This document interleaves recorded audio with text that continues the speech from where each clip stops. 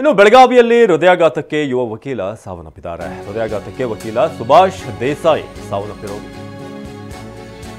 ನಿನ್ನೆ ಬೆಳಗ್ಗೆ ಉಪಹಾರ ಸೇವಿಸಿದ ಬಳಿಕ ಅವರಿಗೆ ಹೃದಯಾಘಾತವಾಗಿದೆ.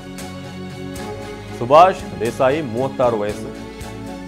ಬೆಳಗ್ಗೆ ಉಪಹಾರ ಸೇವಿಸಿದ ನಂತರ ಅವರೊಂದು ಟ್ಯಾಬ್ಲೆಟ್ ತಗೊಳ್ಬೇಕು ಅಂತ ಹೋಟೆಲ್ ಬಳಿ ನೀರು ಕುಡಿಬೇಕು ಅಂತ ಎತ್ತರ ಹೋಗ್ತಾರೆ.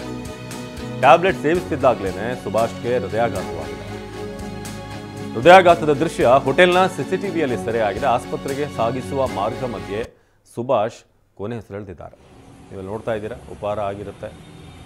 ಪಕ್ಕದಲ್ಲಿರುವಂಥ ಫೋಟೋದಲ್ಲಿರುವಂಥವ್ರೆ ಸುಭಾಷ್, 36 ವಯಸ್ಸು. ನಿನ್ನೆ ಉಪಹಾರ ಸೇವಿಸಿ ನಂತರ ಒಂದು ಟ್ಯಾಬ್ಲೆಟ್ ತಿನ್ನಬೇಕು ಅಂತ ಅಲ್ಲಿ ಹೋದಂಥ ಸಂದರ್ಭದಲ್ಲಿ ಆಗಲೇ ಹಾರ್ಟ್ ಅಟ್ಯಾಕ್ ಆಗಿತ್ತು. ನಿನ್ನೆ ಬೆಳಗ್ಗೆ ಉಪಹಾರ ಸೇವಿಸಿದ ಬಳಿಕ ಹೃದಯಾಘಾತ.